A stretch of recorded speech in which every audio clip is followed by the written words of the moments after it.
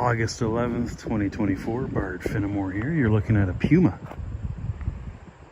We're at the Jungle Cat World Zoo in Orono, Ontario. How do you get here? Well, just get on the 401 eastbound from Toronto. Ooh, look at these guys. Wolves. Arctic wolves. Okay, eastbound, 401 east. Second here, in that pond over there, the sign said there are alligators.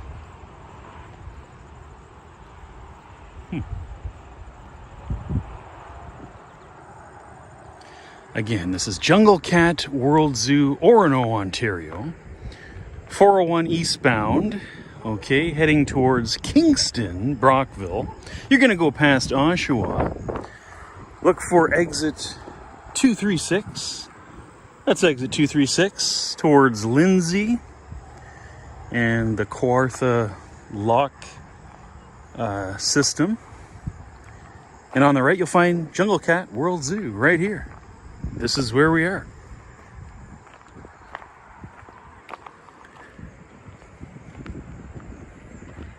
Are wolves cats? This is definitely a cat. Coming towards me, are you? Nope.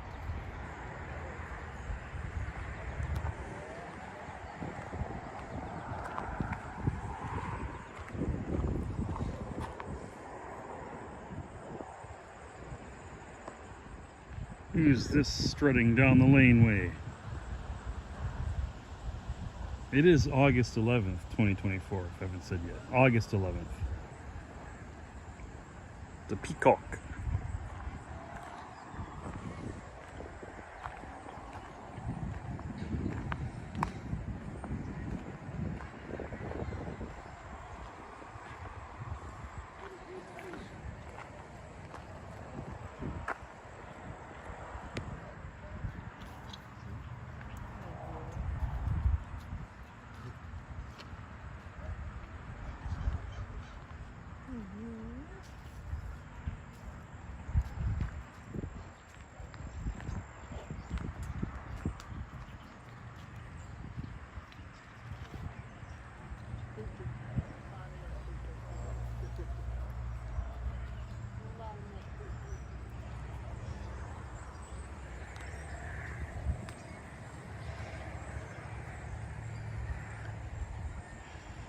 Is this guy alive? It looks like a stuffed animal in there.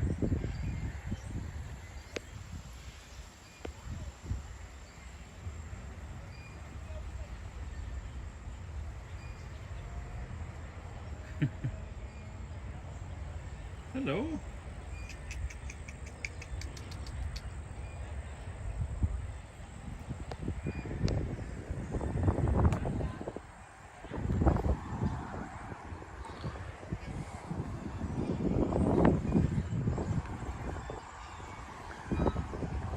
Where did the guitarist and keyboardist go? They're somewhere in here. There's that peacock. Two of them now.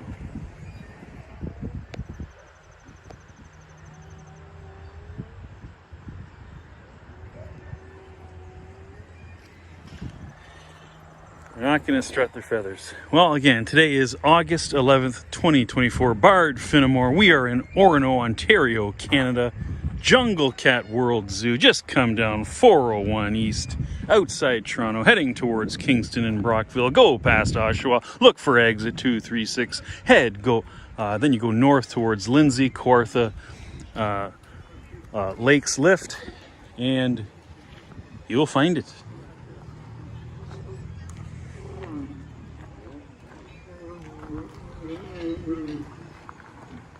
Oh, wow.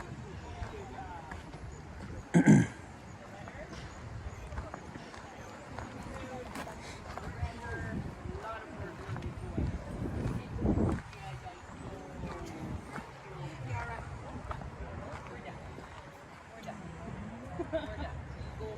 all it takes? 60 more times. But they want to insure it, so it doesn't last long. They don't have the usually lasts for like 2 to 3 minutes and then it's done, but they'll do it around 50 to 60 times a day. But for him, like I said, so he is, she's not fully mature yet. She'll be 3 in September. So he won't have babies for a couple of years, but you always need to practice to ensure that you're doing something right. And that's another difference here. Even though we have breeding pairs, we look for companionship over breeding. What I mean by that is, well, the thing is we want them to breed. But if they don't have babies, some like the bigger zoos, they'll find out who's the issue. So if it's the female that can't produce or the male that doesn't have any has poor quality sperm, and so they'll separate that one to ensure breeding. If you look at that friend lion pride, they've been in together for about 5 years. He breeds them all the time. They've never had babies, but we don't want to separate him because of that because they love each other. And so we're not gonna, especially if he's with these two.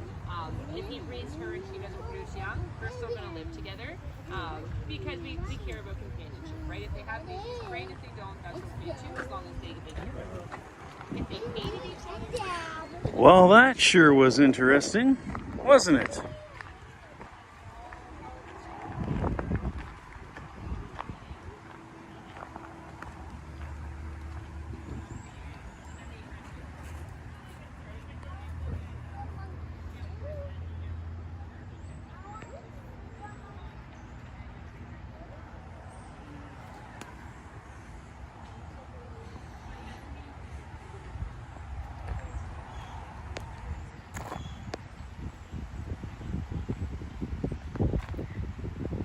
Hello? Hello?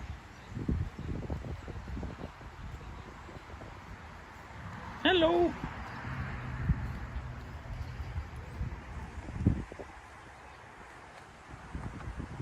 You look more like a dog than a cat. What are you doing at Jungle Cat World Zoo?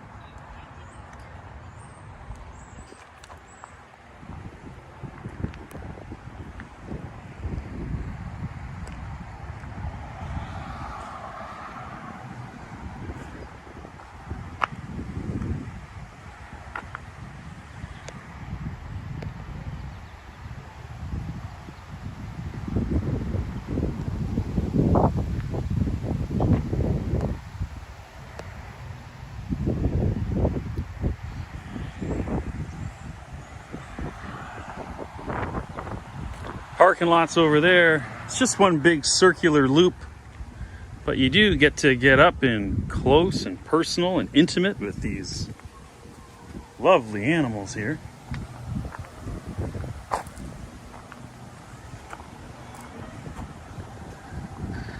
This is where we started. This lemur was making a noise when we first came in. It was kind of funny.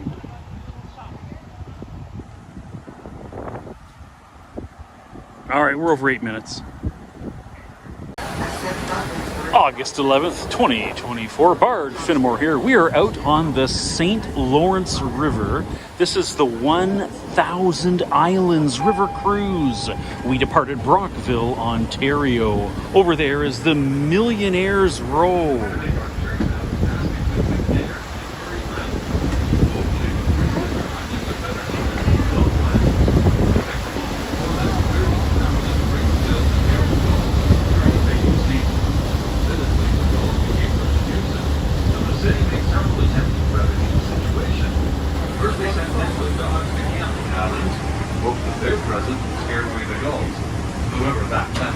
So that's the Ontario side. Over here is the New York State side.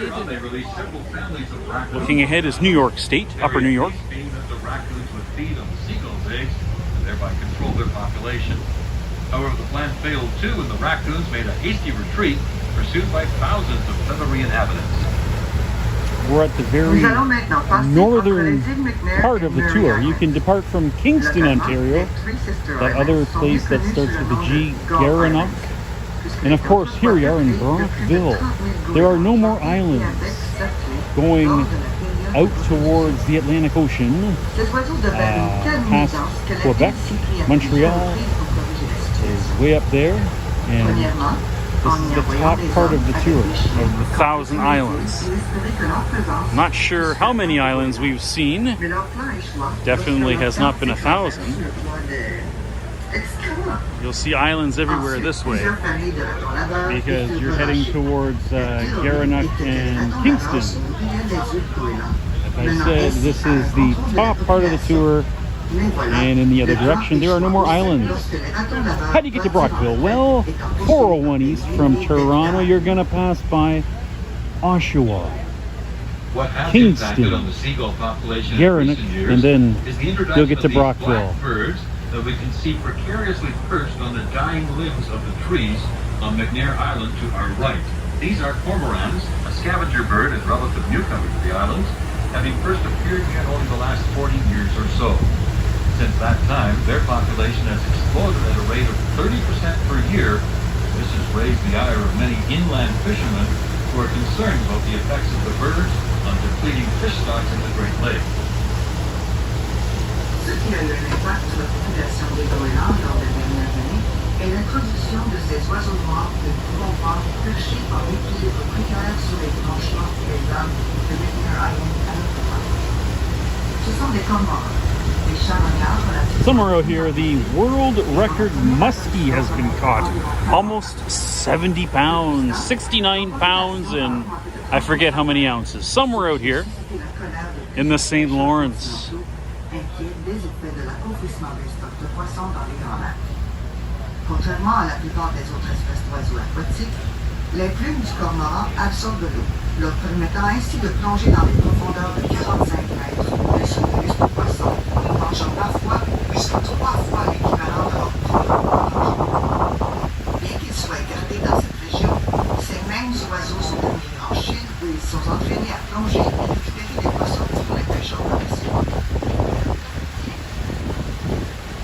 Unlike most other species of water birds, the cormorant's feathers absorb water, allowing them to dive to depths of 45 meters, where they feed on fish to the tune of 3 times their weight daily. While shunned in this area, these same birds are adorned half a world away in China. They're trained to dive and retrieve fish for commercial fishermen. In the distance to our right now, we can get a better view of Pulford Place Mansion. Down below at the water's edge is the original Pulford Boathouse. Beautiful year-round home. Out that way again is Millionaires Row. Brockville has, or at one point, maybe it still does, there's a lot of old money on that shoreline. The most millionaires per capita. I don't know why they chose Brockville, but they did. And also the waters here are known as the world's best freshwater diving water. Have been shipwrecks here.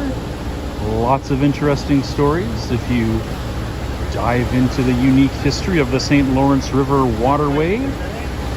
Going out there, like I said, no more islands once you get past those, as this is the northern part of the tour. Back that way, going south, of course, is Gananoque and Kingston. You can get the dinner cruise from Kingston, I believe. So there's lots of opportunities to see these islands from 3 distinct departure points. Once again, Kingston, Gananoque, and Brockville. We departed from Brockville, known as the City of 1,000 Islands. And like I said, over there is Millionaires Row.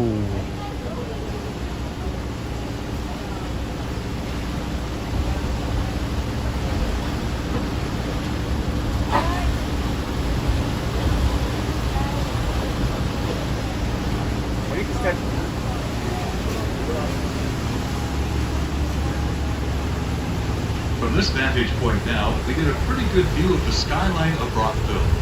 By North American standards, Brockville is an old town first settled in 1784 by United Empire loyalist William Buell.